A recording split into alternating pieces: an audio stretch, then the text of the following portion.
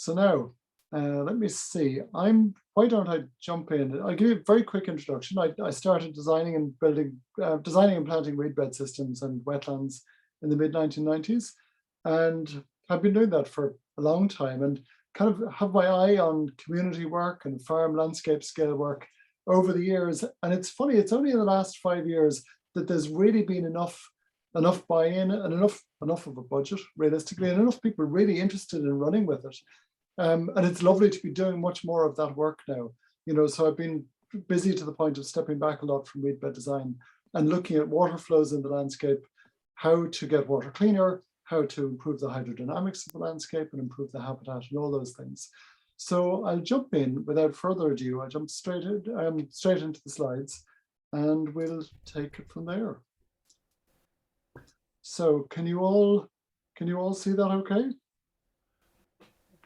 Does that comes through all right? Yeah, just to let you know, I'm in, but I can't see myself, but it doesn't matter. I can see you. Lovely stuff. It's a screen share, which probably means that there's too many people. Your screen, my screen probably takes over everybody else's at that point. Cool. Okay. So we'll be looking at ponds for farms and communities, and it's a step-by-step approach at looking at the construction process, really, and the design process. And let me see. I'm trying to fiddle with my screen here so I can see things. No, let's just plow on and see how we go. So moving on, what is the context? Why are ponds useful? So why put in a pond? Why bother? And in this, I'm looking at ponds and other wetland habitats as well. So it's not just ponds. This is a small little boggy corner of a field, photograph taken in 1996. And it's a small little corner of a field, typical of many all around the country. It's down in East Cork where I grew up, and it's since been cleared. It was since cleared for building a house and paradoxically putting in a small little pond. But basically, boggy corners like this all over the country have been cleared and removed from the landscape. And not just boggy corners, but wetlands and woodlands and ponds in the landscape. And one of the challenges with that is that as soon as you take ponds, as soon as you take those areas out of the landscape, when you get heavy rainfall, you suddenly get flooding within the landscape that you may not have had before. These are the computer laboratories in Ennis, and the impacts of both climate change and land use changes over the years have meant that when there's a storm, the storm is just much more intense than it would have been in the past. And the impacts of that storm are much greater. So by putting back in ponds, we can begin to hold water within the landscape again. So that's one of the benefits of ponds. The flip side of that, of course, is that in dry summers, this is again in East Cork in 1995, that very, very hot, dry summer, and this stream flowing along at the back of Ballinlough House dried up completely, the Ruska stream. And it was the first time that I'd ever known of it drying up. My mother grew up in the house. It was the first time that she'd ever seen it drying up in her memory. And again, both climate change and land use changes impacting on that. And again, by putting lots of ponds back into the wider habitat, both within our urban areas and within the farming landscape, you can help to ameliorate both flooding and drought and begin to reinstate the hydrodynamics within the landscape. This is a small little stream flowing off a property in County Galway. And you can see the algae here growing as a result of the nitrates and the phosphates that are coming in, presumably from septic tanks. There's not a lot going on in the area in terms of farming where the photograph is taken, but there are septic tanks in the area. And just that rich, thick algae growth is a sign of a lot of nutrient input from septic tanks. And ponds can be useful within the landscape as a filter system in their own right. And also ponds combined with wetlands, wetland buffer zones, and with wooded buffer zones as well, can be very, very helpful in cleaning up water before it gets into rivers, lakes, and streams. And similarly, it's not just nutrients from septic tanks, but from farms, runoff from roads, whether that's just litter or oil residue or dog fouling, cat fouling, whatever it is. All of those nutrient inputs are coming in from all around the country and the countryside, and they're leading to quite significant changes in water quality. If we look at water quality down through the years, we see that from 1987 to the present, give or take, the number of seriously polluted habitats, serious polluted rivers and streams has dropped significantly, which is a very, very good thing. Now, less positive is that the number of high quality waters has almost halved in that time as well. So we're seeing a growing movement towards the center. You can see here the moderate water quality has grown, good quality water has grown a certain amount, but there's a drop in the very serious pollution and also a drop in the very high quality waters. And once you narrow those high quality waters down to reference quality, it gets even smaller again. Less than 1% of our rivers and streams are at pristine quality, which is very serious. If we look at maps of the countryside, this is County Clare, where I am, and you can see the blue dots here represent high quality water, green represent good, orange moderate, yellow, and then red, or the other way around for the last two. And so you can see at a glance on the catchments.ie website, you can see which waters are seriously polluted and which are high quality. And ponds, again, coming back to the usefulness of ponds, by having filter ponds within the landscape, we can help to improve the water quality right across the country. They're also wonderful for bird life. So many aquatic birds are attracted to ponds and really thrive in them and need them as a habitat space. And the number of birds is declining. So it's something that's very, very important to recreate wetland habitats right around the country. And not just birds, but insect populations. Insect populations are really plummeting. And this is the negative bit, okay? We'll be past this in a couple of minutes and then you can all relax. But basically, insect populations have really declined seriously. So as we look at climate change, a similar challenge that we have is that of biodiversity loss on a global scale. You can see the reductions here from 1989 to 2013. The number of insect mass caught in a test site in Germany has absolutely plummeted, dropped by 78% in 24 years. So there's a huge reduction in insect numbers around Europe and globally. Now, if you consider, well, I don't mind having fewer midges, and I don't mind having fewer horseflies around the place. That really doesn't bother me too much. One of the challenges with that is that if you consider that the insects are the very bottom of the food chain for the birds and for the larger insects and for many mammals and all of that, you begin to see suddenly, if your diet was reduced by 78%, you begin to get hungry fairly quickly. And so we're seeing that rippling through in other species right around the world, which is an enormous problem. And so by putting in ponds kind of punch above their weight, to use that analogy, in terms of biodiversity. So by putting in small ponds, you can get a lot of wildlife coming into those small areas. Another plus for ponds, this is a community pond in North Cork. And it's just a beautiful community space. They make a wonderful amenity area. This is my daughter. I have another photograph of her with black clothing and not quite black makeup, but nearly, pointing at a very, very overgrown area. But I didn't manage to root it out in time for this, the 10 or 15 years on. But, ponds make a lovely community space. They provide a wonderful hub for people to come together, to go for walks, to go for nature watching, that kind of thing. And this is a lovely pond area right beside a small little car park and pull-in area in just outside Blarney. And finally, ponds can be a food source. Watercress is really high in vitamins, really high in nutrients, and really, really easy plant to grow at home. So in terms of, as we look at food security and food resilience, with the war in Ukraine, for example, pushing up the price of sunflower oil and many other things, we see that growing our own food is really important. And ponds can be one of the ways that we can grow our own food, whether it's with watercress or edible wild plants like bulrush and the like. So those are some of the reasons why we might want a pond. And so if we consider the design and the location of our pond, the first consideration is what's the intended use? What are we actually going to use this pond for?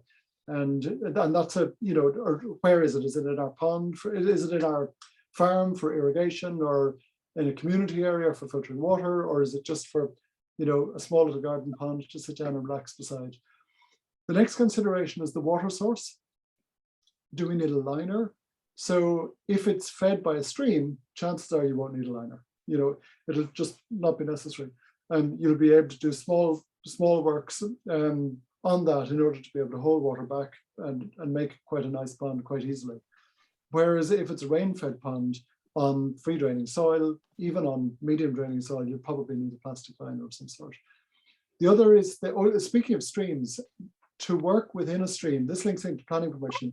To work within a stream, permission is needed from the OPW and sometimes Inland Fisheries Ireland. So that's something just to keep in mind. So if you can work outside of a stream catchment, it makes that whole thing much easier. So the ecological impact is very important to consider. You don't want to bring a great big JCB right into the middle of a pristine aquatic habitat or a pristine wildflower meadow, particularly, you know. So just assess the ecological impact before you go ahead with works. And planning permission, if you change the ground level by more than 1 meter, planning permission is generally a requirement.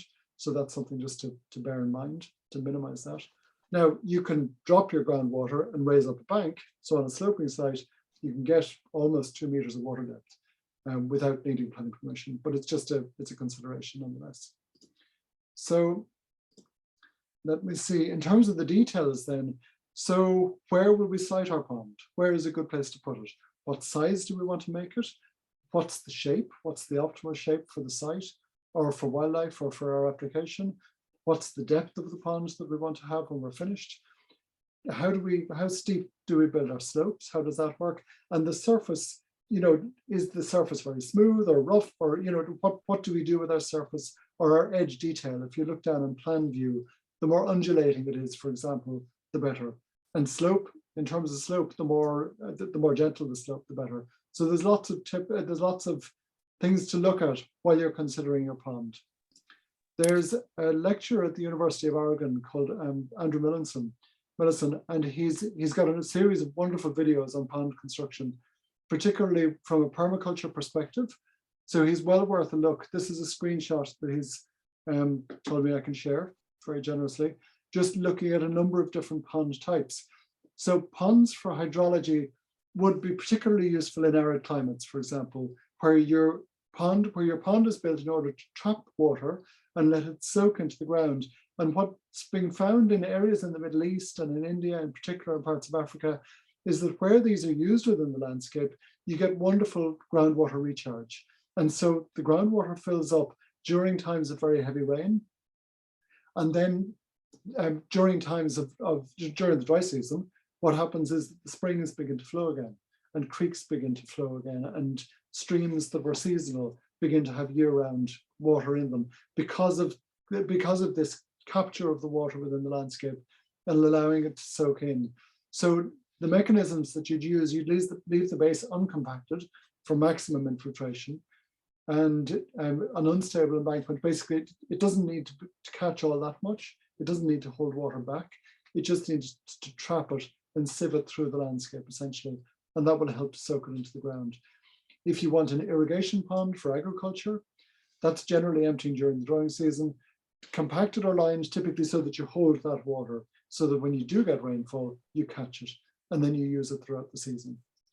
Then for recreation, so for example, a swimming pond or an aesthetic pond or for boating or whatever it is, gradual slopes are good for safety, and staying full throughout the summer is needed because that's when most of your boating and sports and the like are held. So so those are some of the pointers for that. For firefighting ponds, for firewater ponds and woodlands and the like, basically you need it full during the dry season, obviously, because you want to have your source of water, and various other factors. It's generally not something that local communities in Ireland want, you know, as a firewater pond, but they're much more common in arid landscapes. Habitat is probably the one that most of us will be looking at here. Variability of your edge, your depth, your sloping details, those are all really, really useful. And to have a variability of flow across the season can be quite good, just to encourage plants that grow at the perimeter, so the riparian age. And for aquaculture, again, you need to control the inflow and outflow, designed for harvest. And also for aquaculture, you need to make sure that your inflows are actually very clean. So that's very important, that your water is clean enough for your fish. So those are some of the intended uses that are worth considering and looking at. So one of the uses that ponds have is for urban SUDs, sustainable drainage systems, or sustained urban drainage systems. So stormwater ponds fit within the basins and stores category. And I'll leave this, I can share the slides afterwards and make them available, so you can just refer to the others. So these are all techniques that can be used for urban runoff areas in order to filter water. And this is an example from Denmark, from a system, actually, no, it's not, it's 4 different places. This bottom left-hand corner is Denmark. This is a stormwater pond within an urban landscape in Denmark. It doesn't look terribly urban, but there's houses around the area. And this is one of the final stages within a wider sud system in Denmark, in this particular village. And my daughter is jumping up and down on top of this, the same daughter, jumping up and down on top of a bridge that kids in Denmark cycle to school on in their first 2 days, you know. So this is the main cycle route to and from schools in the area. I think we have a lot to learn about health and safety in Ireland. This is an urban runoff pond in Ennis, and it takes the runoff from the motorway and filters it before use. So it's a SUDS unit there. This is a SUDS pond in Thomond Village in UL in Limerick. And this is a channel that was going to be piped to a SUDS unit in Middleton in County Cork. And I specifically asked the construction crew to leave the drain open. So there was a drain running down along the side of a field down to a SUDS wetland. And by leaving the drain open, we were able to utilize that area as well as the designed SUDS unit. And you can see here already how the silt is settling out, the grit is settling out, the plants are beginning to encroach. All of those natural dynamics that help to filter water are taking place and unfolding in that area simply by leaving it alone. We might have improved it further if we'd made a pond rather than a wetland channel and trapped the water and held it back. And that would give us preferential storage of silt. One of the drawbacks of that might be that we'd flood some of those pipes, which wouldn't be ideal. But it's just to give you an overview of some of the SUDS units that are there. Ponds are also useful in farm scale solutions for filtering water, whether it's by using dams or whether by habitat reinstatement, putting back in existing wetlands or existing ponds, or as buffer zones within the farming landscape. So there's a lot of opportunities within the wider landscape to look at the farm, look at the water flows, and to put back in ponds in that context. Here's a wetland channel, a planted wetland channel in a farm in North Cork. And you can see just 1 year on here how that's thickened up. So again, it's looking more at the wetland planting channel rather than the ponds. But this is really useful if you're building a pond in a farming context. Having a planted channel going into your pond can be really useful just to keep your pond that bit cleaner, you know, and that bit nicer. There's a website that I'll refer you to if you want to go further with this, and that's from the 1 Million Ponds project in the UK. They've got a series of fact sheets looking at lots of different aspects of pond design. And so it's well worth looking at if you're interested in following that up. In terms of locating your pond, they're actively suggesting putting in your pond in an area where it's going to stay clean. So not down gradient of septic tanks or fields that are in use or streams that are already polluted. Now, I've come at this from a wastewater improvement point of view all of my life. So my antennae are looking for something different. My antennae are generally looking for ways to clean up water. So I put ponds in all of the places where they say not to put them. Now, their specific context is clean water ponds from a habitat point of view, whereas both are really, really useful. It's really useful to have a clean water pond for biodiversity benefit. It's also really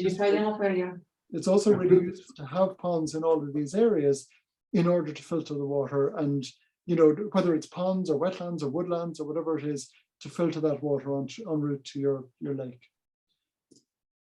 And generally they're saying dig them near other wetlands to improve interconnectivity. That's not difficult in Ireland. It's a wet country. It's easy to dig them close to other wetlands. So dig them where there's uncommon species so that you strengthen the populations. They're recommending avoiding digging within existing wetland habitats where it might damage existing species. Also, if you dig up peat, bear in mind that peat will volatilize. So there's an art in peatland restoration, basically in ponds within peatland, and just be wary of archaeological features within the area as well. That's another thing just to bear in mind. In terms of the general shape and layout, if you've got an undulating edge like this, you can see this kind of scalloped edge, that can be good to increase the total edge, like the permaculture edge between your dry land and your wetland. That's the longer the edge length, the better. Now, a better way of achieving that again is to have pocket pools within that. And possibly if it's a seasonal process where in wintertime, it's a high level like that and it covers everywhere. And then in summertime, when the water levels drop, you've got this series of mosaic of pools within the wider area. So that's something to keep in mind if you've got the land area available. Again, in terms of the shape, if you can have a big rectangular pond will give you quite a limited amount of edge space. It'll be the minimum amount of edge space bar a circle. So if you can undulate that edge, so much the better. And if you can vary the depth, so much the better. So here's a pond that we put in Limerick City. And you can see there's an existing channel here running along the outside. And this was a wetland area on the inside, wetland and pond complex. And you can see here, we've specifically gone for a maximum edge length around the outside of that area. Again, in terms of the bank slope, the shallower your bank slope, the better. You can see here, I mean, I'd consider this fairly good based on a lot of examples that you see, but they're saying to avoid this, that it's too steep, you know, that you've got quite a narrow drawdown zone. Now, if you can have a much, much more undulating and drawn out drawdown zone, it gives you a much more interesting, again, you're looking to maximize that edge habitat when it's sometimes wet, sometimes dry. This is a project in UL. It's a number of acres beside the toll booths. Sorry, not UL, it's Cuna in the west of Limerick City. This is the toll booth between Cork and Galway under the River Shannon. And you can see the edge here is very, very shallow. We've gone for very shallow gradient, and in order to maximize that variability of seasonal water cover. By contrast, this is a project in UL, and you can see the sides here that we've done are actually very steep. And here in a more formal pond at the upper end, there's no edge at all. We've got a straightforward timber edge going down to the water. So this is a concrete line section within it. And you can see the difference for wildlife. You can imagine there's very little space for wildlife to hide here. And so it's great to have the pond. It's great to have the interest. But one of the challenges here was on the architect's drawings, the pond was a lot larger, but then small little details kept on getting put into the built environment element. So the footpath got a little bit wider, drains had to go in for something or other. You know, every time something changed, the habitat space got squeezed a little bit smaller. So that's something just to be wary of, just to keep it in mind. If that whole wetland could have been kept higher and not down so deep, we'd have been able to get a wider area without any loss of anything really. You know, we could have just brought up the base width, and that would have kept the whole thing more comfortable.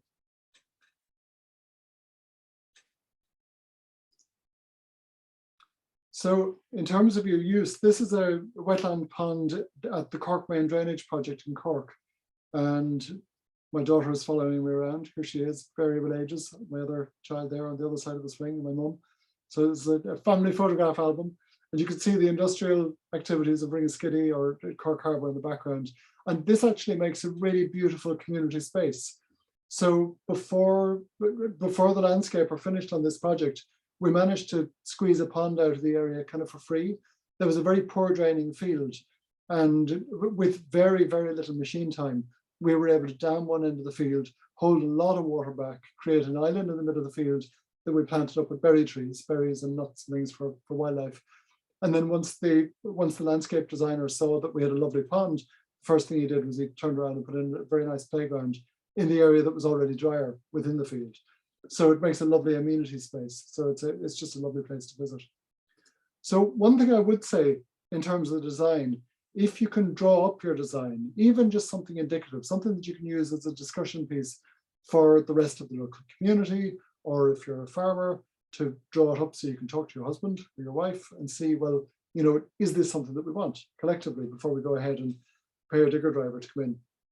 Here, what we did in a project, we dug out our pond area and used the topsoil as the base for an orchard. So the soil was quite heavy clay. So there was going to be no problem, particularly with holding water, we hoped. But there would have been a problem planting trees because the heavy clay soil wouldn't be ideal for apple trees. So by stripping the topsoil and moving that to the orchard area, we achieved lots of things at the same time. So in terms of, the permaculture principle to achieve multiple outcomes for minimum inputs. So that's one way to do it. But the important thing to note here is to draw up something so that you're clear where you want your pond, what the approximate depth will be, what the rough dimensions are. And bear in mind, this is 22.6 by 50.8 meters. Now, They're not hard and fast. They were just dimensions that I pulled off card when I was doing a sketch over on a Google map. One of the things to remember is that the pond will always end up smaller than you intended. Even if it's perfectly natural, even if your water reaches the outer perimeter, as soon as the plants begin to grow, they're going to encroach anyway. So really try to make that pond as big as you can within the landscape area. Stretch it out because it's going to get smaller anyway. So that's our design process in overview. So in terms of the construction, I'm going to go back to the design for just 2 seconds. I'm going to give us a nice picture to look at for a second when we do that. In terms of the design, one of the things to consider, if you're farming and you want to put in a farm pond, that's relatively easy. You make the decision, you get your machine and you go in. If you're doing it in a local community, there's a number of things that are really important to consider. One is you need to find somebody as enthusiastic as you are, or nearly as enthusiastic as you are, in order to share the highs and lows of going through the process, because it can be quite a trying process. Taking on any community project can be quite challenging. And so something like a pond is going to raise questions like, are there safety issues? Will it bring in lots and lots of mosquitoes? Will there be rats? Will there be this, that, or the other? Will it be an area where people will gather and drink? And all of those questions, I mean, if they gather and drink, they're great. It means it's been successful, So those are all questions that need to be looked at and addressed, and to pull together a core group within the community to really look at it and see how are we going to go about this? What are we going to do to realize this project? There's a series of LawPro grants that are being given out every year. And LawPro, the local LAW, Local Authorities Waters Program, LawPro. And if you look up probably lawpro.com or Local Authorities Waters Program, their grant application deadline is the 7th of February, so you're still in time. What I'd say is ring your local LawPro officer. You'll find their names online and talk to them if it's something you want to do. And something that you can do is you can get funding to look for a feasibility study to put in a pond in your area and talk to a local ecologist, or it's the kind of work I do, to somebody who's got experience in the local area with putting in a community pond. And it's a way to bring the project a step forward then. And then you can begin to look at other ideas and options that are, that you could possibly bring into the total project. So moving on to the construction process itself, there's a number of very, very clear measures that you can adopt. And I wanted to try and keep this as concise as I could. So in a nutshell, picture your local green space for a second, or the bottom of a wet field or something like that. Clear the topsoil. So take away the first 6 inches of topsoil and use that somewhere useful. Take it away out of the area. Then mold the subsoil. So molding the subsoil, how you do that will depend on a number of things. It'll depend on whether your ground is free draining or not, whether you need a liner or not, and the slope, the gradient on the land itself. But molding the subsoil is the next thing. You may need to compact that if you've got clay soil, or you might need a plastic liner. That's the next thing to go on. And then your inlet filtration. If it's a farm pond and you're on a drain, so you're building your pond within your drain, the big advantage is that you're probably not going to need a plastic liner. And the big drawback is that you might be bringing in nutrients and pollutants from elsewhere on the farm or from the wider agricultural catchment. Of course, the plus side of that is that you're filtering the water as it's coming through your pond. Then the outlet detail needs to be arranged. So whether that's just an earthen mound, or whether it's just that the water spills over the side of the pond, or whether you put in a pipe, those are all things just to consider as part of the construction process. And then your finish, whether you need to cover the liner edge with stone or with subsoil, whether you want to plant around the edge, how you do that, whether there's an island included, that kind of thing. Those are all elements of the construction process. So we'll look at some of those very briefly. So this, sorry now folks, this is quite a dark picture. You might want to turn up your brightness on your computers. So the first thing we did here, this is a pond in the Midlands as part of the Green Restoration Ireland project with GRI and Farm Carbon in Offaly. So we got in, selected a horseshoe of an area around a patch of willows, and step one was to strip off the topsoil. Step two was to mold the subsoil, and very, very quickly, a few weeks later actually, it rained quite heavily, and that area flooded, which it did naturally anyway. So at the moment, we've got quite a nice, attractive horseshoe of an area, and it's got water cover throughout. It remains to be seen whether that water cover will last. We'll just have to wait and see. We'll follow it through a season and see what happens. And we may need to come on next year and either put in a liner or roll in some clay, or just compact it wet, and see how it unfolds, and potentially just have a seasonal pond.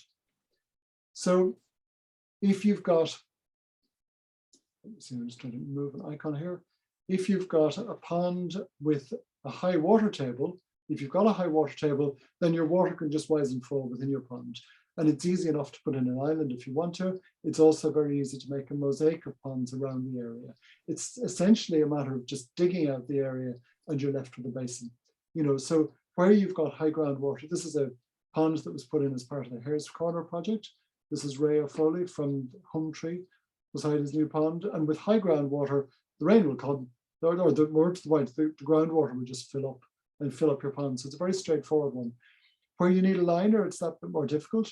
You do have the option to mound up your subsoil on either side. I hope you can see that in sufficient detail, and cover the whole area. So you're actually bringing your pond level up a little bit above the surrounding groundwater, or the surrounding ground level. So you lay your liner and then you lay your topsoil back over, or subsoil back over that. Avoid the use of topsoil in there again, because it's just too nutrient rich. For a seasonal pond, you can dig down and put a liner down at the base, but make sure that your liner isn't too undulating at the base. Having said make it undulating, you need to make sure that any air bubbles that might come in from the ground can migrate back up along the side of the liner. So you need a nice slope along your liner so your air bubbles can migrate up, because otherwise you can actually get your liner floating, and that's not ideal to have a big plastic liner pushing up. And where you've got sloping ground, you can remove the soil from the upper slope, mound it on the lower slope, compact it well, lay your liner, and add in your subsoil underneath it. So this is an example of something similar to that. There was actually a drain along this boundary here, but the woods also slope down. So you can see that kind of idea where the client here, the farmer here, is after digging out an area of very, very heavy clay soil, mounding it up on the lower slope and putting in a number of islands. And over time, I imagine that water will hold all the more effectively, and the water level will rise. And there's no problem. Those islands, in the meantime, they're undulating edge, essentially. You've got the variability of edge and the variability of height along throughout that area. If you've got a farm drain, whether seasonal or otherwise, if you've got a small drain, you can always widen that out and put a pond within that. Another way to address that, if the slope is slightly deeper, you can put a plug of clay into the old drain and have the water rising up and spilling out over to one side. If you have your water spilling out of your plug, you run the risk of just washing that plug away, and because it's new soil. Whereas if you bring your water around the outside, it's got the advantage that that soil is much more compacted. It's been there forever. The other thing you can do if you want to make a larger pond is to have a much larger plug, or a plug plus a dam, and then again bring out your overflow area away from the main drainage channel. And for a tiny pond in that context, you simply just widen your drain and put in a plug and have the water flowing along. So that's a very, very straightforward way to achieve multiple tiny ponds or filter channels within a farm drain. You could have 20 of those in a drain with half a day of machine work. So it can be a very effective way to filter the water. One thing to bear in mind in farm ponds is that where you've got existing land drainage channels, those will very likely empty your pond if they're down gradient of it. They also have the potential to be a water source. So if your pipe is flowing down the hill into your pond, it can be part of your water source. But even then, what I'd advise is digging away 3, 4, 5 meters of pipe, following it back up along and making a marsh area to filter the water that's coming off the land before it comes into your pond. If you find that that's in your outlet section and that pipe is actually leaving your farm and heading downstream, dig out that area and plug it with really heavy clay and press it into position, not just with the back of the bucket, but tracking back over it as well, in order to really plug up that area so that you can be sure that you're holding back water. Here again, the 1 Million Ponds project recommends specifically putting a soil bund above your pond in order to divert potentially polluted water away from it. And similarly, I'd be doing exactly the opposite. I'd be bringing that water straight in. But I can see the merit in this. If you did want a clean water pond, what you can do with that spoil bund is you can plant that up with wetland plants. Leave it there as a wetland habitat, and it'll act as a filter even as it diverts the dirtier water away around your pond and keeps your pond water that bit cleaner. There's also what the 1 Million Ponds project calls a bucket pond. You're literally just digging one bucket with the machine. So you get in your 3-foot bucket, take one scoop out of the ground, and there you go. You can see them thickening up here with plants on the right-hand side of the photograph. It's a very, very quick way to make a pond within a wider landscape if you're involved in rewilding an area and making it wetter. And similarly, planting drains, you can simply plant up a drainage channel, or you can take the spoil from the edge and dig it out to widen out the drain, or move your spoil back into the channel to make it shallower if you don't have land drainage pipes coming in below that elevation area. You can also block these at intervals and make quite substantial ponds within your wider area. Here's an example. So this is a very, very small pool within a drain, and you can see how it holds water behind the bund. And by making that a little bit bigger, you get to hold a little bit more water. It's quite easy to do those within a pond. Another way to filter water before it gets down into your pond is to have a riparian buffer zone of trees, or within your upper field catchment, just a contour swale or a mound, just to catch water, let it infiltrate, and plant it then with trees in order to bind the soil and provide that filtration. Don't do that on ground that's sloping too steeply, because you run the risk of saturating the soil and potentially causing a landslide in the area, which is not desirable. And so if you've got a farm pond, this is an example of another pond that we put in Offaly. This isn't the pond, this is a pre-filter wetland. So we're taking water from a clean yard and running it into a pond. Now, anybody who is a farmer here will know that a clean yard doesn't necessarily always have clean water. So it doesn't follow. So legally, you can put it straight into a drain, but in actual fact, it benefits from being cleaned up. So there's a pipe coming in here from the clean yard, and literally all we've done is widened out an area. We're making a large channel. The water flows down along through this channel, through a tiny, small, little channel here at the far end, and back into the next basin. And what we've got is 2 small little filter wetland areas that will be very effective at catching straw, grit, debris, soil, silt, all those kind of things that could otherwise infill your pond too quickly. Similarly, this is another project where we want to avoid septic tank pollution getting into a pond. So near where we estimated the septic tank to be, we dug this swale essentially, and this is going to be planted up with willow trees. So we've got a willow planted swale which will filter the water and allow that to be taken up in the growing willows before the water can migrate into the pond. So it's an effective way to keep that pond that bit cleaner than it would be otherwise. Here we have a SUDS unit. It's the Geishel Tidy Towns area. This is the gully in a car park. You can just see it up here at the top left corner. And the water goes down into the gully, through the pipe, and then into a new open swale, which is simply a wide open channel that's planted with wetland plants. It goes through a gravel rain garden, this area here. This will thicken up a lot over the years. And then from there, then it goes into the community pond. So it's a really effective way to filter that water before it gets into the pond. In terms of outlet channels, this is a very effective and very inexpensive outlet weir. So it's a way to allow small flows to go out of your pond in a controlled fashion. You can rise or drop the weir in order to hold on to your water at the desired level, and it allows the water to leave the pond without causing erosion of the banks. If you've got a larger pond with a bigger flow, you may want to use a stone weir or a concrete weir or something along those lines just to protect it, if you find that there's a risk of erosion. You can have a phased approach. So in year 1, you dig out your main pond and you see what happens. Year 2, you come back, take a look, see what it's doing, see where the water levels are. And then years 2 to 3, come back in again, make the changes to the edge, play at being a herd of cattle with a digger, just to muck the edges, mix it up, create that disturbance and undulation, and that will all improve natural habitats type. Similarly, if you dig out a series of areas with islands, again, if you can have a look at that and then strip off some of these areas, make your base layer more undulating. It depends on the scale. You know, you'd want to have a relatively large project in order to have that many ponds over an area. But then again, there's nothing to say that there isn't a wet, boggy corner somewhere that, you know, that's crying out for a digger to do some rewilding work. The other thing you can do, of course, is bring in cattle and, you know, bring them in and get them to muck around just for one day in the year in a very wet area, see what they do, and just create tiny pools within the area and see how that works out.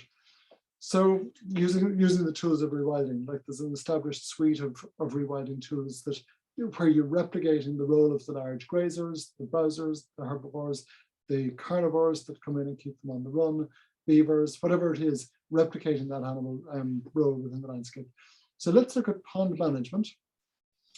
The first question is to plant or not to plant. So the 1 Million Ponds Project specifically recommends against planting.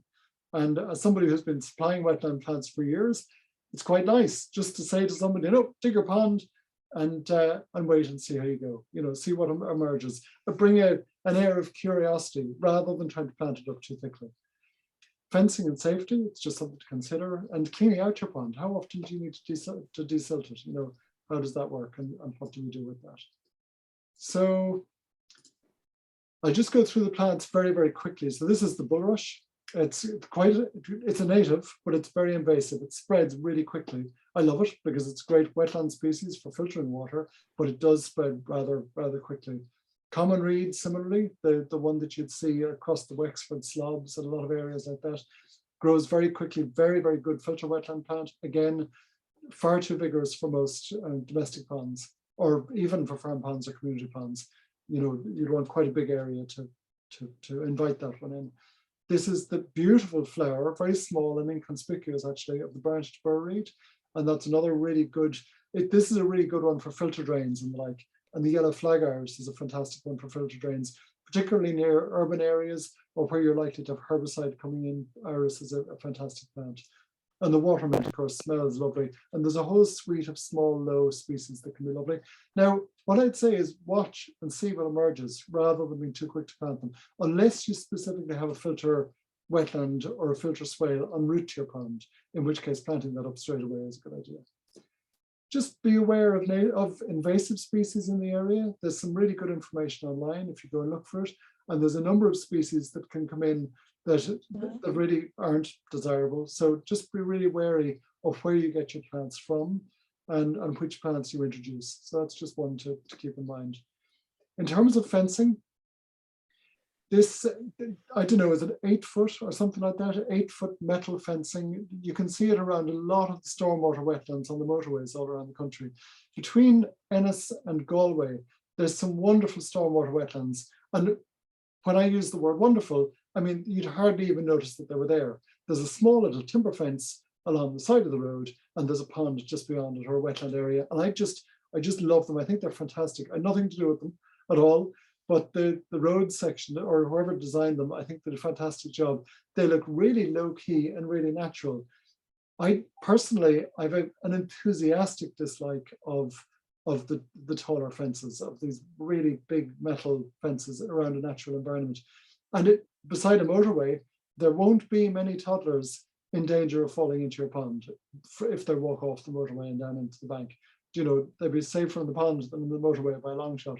So that's back to Denmark, I think, to look for health and safety information.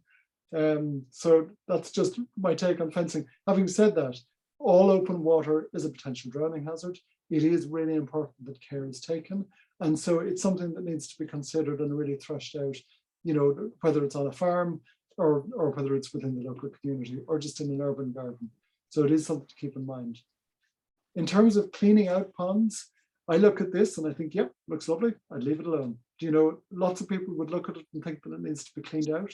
I think it's not at that stage yet. This was an area, paradoxically, where I was taking plants. I was buying plants for sale. So I was cleaning it out, de facto, but not by desilting with a machine, more utilizing the plants that were there. And so the question is, how quickly does it silt up? And again, the 1 Million Ponds Project suggests that if you've got no inflow, an open clean water pond could last maybe 1,000 years, between 100 and 1,000 years. If you do have a stream fed or a drain fed pond, it'll silt up much, much more quickly, you know, maybe 30 years plus. I've got a silt trap which was a pond in my farm. It was built about 10 years ago. And so we dug it out, and that silted up really quite quickly. I'm just looking at the time, and I need to motor on quickly, so there's time for Q&A. So that filled up over the space of about 10 years, and we dug it out again recently. And that's where the silt is actually after filling it up. Now, that's done its job perfectly. It acted as a silt trap, and it protected a bigger pond further down along the catchment. Now, you may not need any input at all. This is a 60-acre wetland with ponds and lakes and wetland habitat and woodland. It's by the Tullbooth, just outside Limerick City. And again, here, there's no maintenance required. You know, just leave it to do its own thing. And there's horses in there. The county council were a bit worried about the horses, but I looked at them and reckoned the horses were kind of, you know, part of a big informal rewilding project, just to see what happened. You know, if you have the horses in there from time to time, they'll interact with the landscape in the way that large grazing animals interact with the landscape. And sure, we could do with a wolf, you know, to visit occasionally and just bunch them up in just the right way and keep them on the move. But there's benefits. And even cattle, if you graze areas for a day a year, there can be active benefits to doing that. So it's just something to keep in mind when you're looking at the wider area.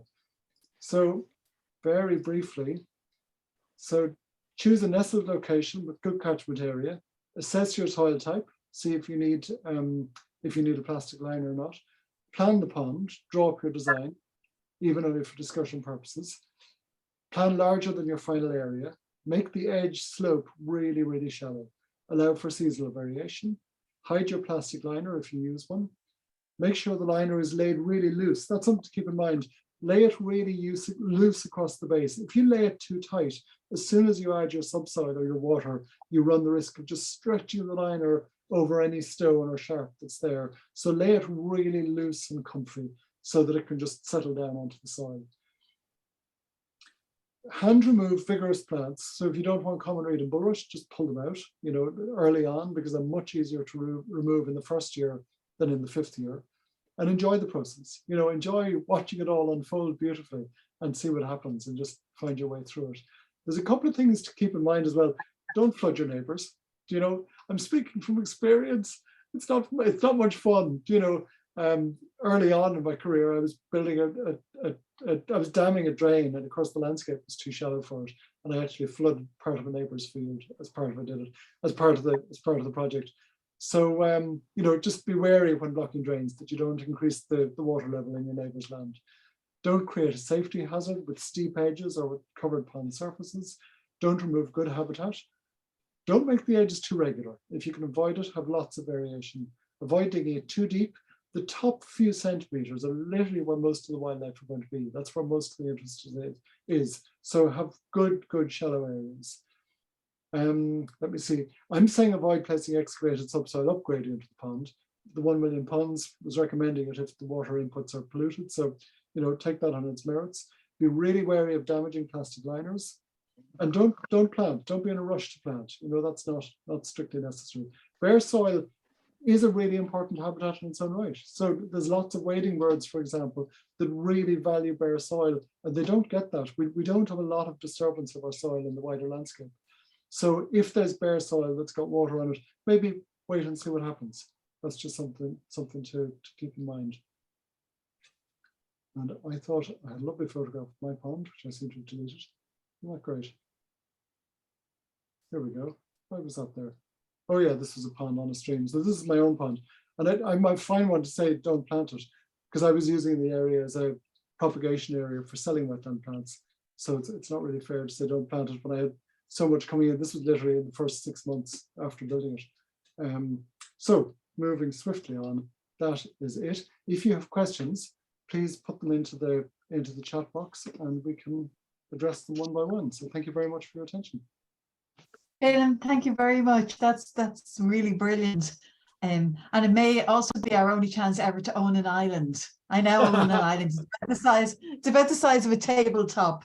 But, you know, it makes me feel like I don't know, doesn't Charlie Haughey own an island as well? Yeah, so, yeah, I feel a little rich and famous. And the other kind of warning thing about ponds is that they're addictive. Once you've put in one, I'm now on my 5th pond. So it's kind of, every time you do one, you think, oh, Oh yeah, I think I'll put it in another one. So I go through the chats and ask questions, and I'll stop the recording because I always like asking, and everybody else, I always like the freedom to ask stupid questions. So I'll stop the recording now, and we save that, and that'll be online. And also, Féidhlilm, if we could get your notes, we could put them up online as well. Anyone, I know 1 or 2 people were left in the middle, so they'd love to see it. So Sure. I'll just stop the recording.